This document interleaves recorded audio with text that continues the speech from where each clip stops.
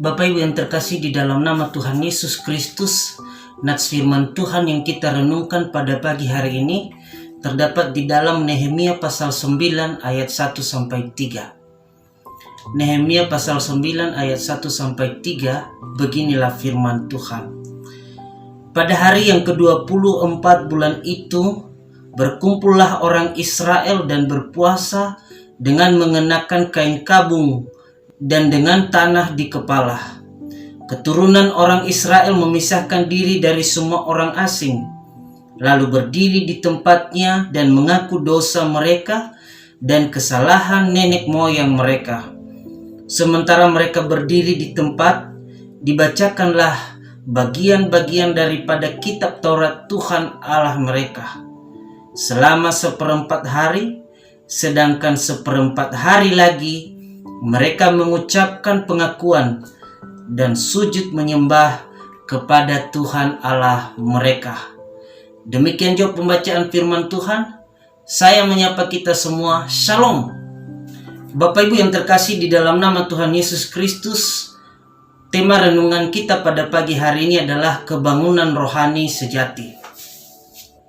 Mungkin kita pernah mengalami pengalaman masa lalu yang begitu suram, hingga beranjak dari pengalaman masa lalu itu, kita mulai bangkit dan memulihkan hidup ke arah yang lebih baik. Kita tidak ingin kembali ke dalam keadaan masa lalu karena begitu menyakitkan dan menyusahkan hidup kita. Kita tidak ingin jatuh kembali di lubang yang sama, namun kita ingin jadi lebih baik lagi. Pengalaman ini pernah juga dialami oleh keturunan Israel yang telah hidup di pembuangan karena kota mereka Yerusalem telah dihancurkan. Pengalaman ini membentuk hidup mereka untuk memandang hidup ke depan yang lebih baik lagi. Bersama Nehemia dan Ezra, mereka bersama-sama kembali ke jalan yang benar karena mereka telah disadarkan bahwa apa yang mereka dapatkan adalah akibat dari pemberontakan mereka kepada Allah. Atas kesadaran mereka tersebut, umat Israel dipulihkan kembali. Mereka dapat membangun tembok-tembok Yerusalem yang telah dihancurkan itu. Bahkan mereka dapat kembali ke kota mereka dan berdiam di negeri mereka dengan sukacita. Bersama Ezra dan Nehemia, mereka mulai mengalami kebangunan rohani. Mulai membaca, mempelajari, dan mempraktekkan hukum-hukum Tuhan yang telah diberikan kepada mereka melalui Musa, yakni hukum Taurat. Dan di nats yang kita baca ini, mereka mulai berpuasa, berkabung, dan menyesali dosa-dosa yang telah mereka lakukan dahulu. Memisahkan diri dari orang-orang asing, bahkan mereka mengakui dosa-dosa mereka di hadapan Tuhan. Pengakuan dosa itu tidak hanya dilakukan oleh umat Allah, tetapi bersama orang-orang Lewi, para pemuka-pemuka agama, dan pemimpin-pemimpin Israel bersatu hati untuk berseru kepada Tuhan dan memohon kemurahan Tuhan untuk memulihkan hidup mereka. Mengapa? Karena tidak ada orang lain yang dapat memulihkan hidup mereka selain tindakan mereka sendiri dan Allah yang mereka percayai. Dan bukan hanya itu yang mereka lakukan. Bahkan mereka mengaku bahwa hanya Allah adalah Tuhan. Tuhan yang telah menjadikan langit dan bumi.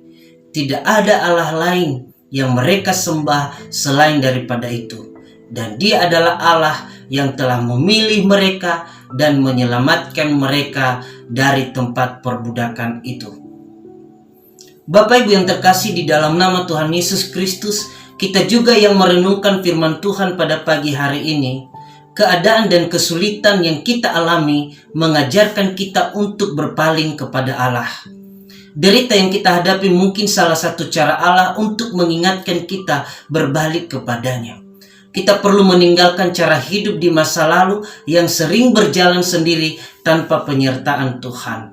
Kita lebih mengutamakan pekerjaan kita, lebih mengandalkan kekuatan kita dibandingkan mengandalkan Tuhan. Tetapi kita perlu belajar dari bangsa Israel bahwa tidak ada yang mampu memulihkan kita selain daripada Allah yang kita sembah dan kita muliakan. Untuk itu Bapak Ibu yang terkasih, marilah kita berpaling kepada Allah.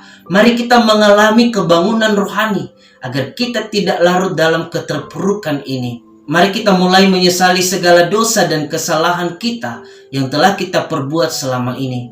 Pertobatan dan pembaharuan itu kita mulai dari diri kita sendiri. Kita para pemimpin-pemimpin, kita para pelayan-pelayan Tuhan, kita aktivis-aktivis gereja, bahkan bersama-sama dengan umat yang percaya kepada Tuhan, tanpa terkecuali, mari kita bersatu hati. Mari kita bersama-sama berteriak di hadapan Tuhan, meminta pertolongannya untuk melepaskan kita dari pergumulan dan penderitaan ini. Mari kita bersatu hati menyatakan iman kita kepada Allah, bahwa kita tidak lagi menyembah Allah lain selain daripada Allah yang menciptakan langit dan bumi. Mari kita mulai membaca, mempelajari, merenungkan, bahkan melakukan firman Allah di setiap langkah-langkah hidup kita. Mari kita membiarkan firman Allah yang menuntun hidup kita, maka dengan penyesalan dan pembaharuan hidup di hadapan Tuhan itu menyentuh hati Tuhan sehingga Ia mengulurkan tangan dan menolong kita. Saya yakin dan percaya bahwa Allah akan menolong dan memulihkan hidup kita. Corona pasti akan berlalu dari kita. Sakit penyakit kita pasti disembuhkan. Ekonomi kita pasti dipulihkan oleh Tuhan. Karena Dia adalah Allah yang setia. Dia adalah Allah yang mengasihi dan mencintai kita. Tuhan Yesus memberkati kita semua. Shalom.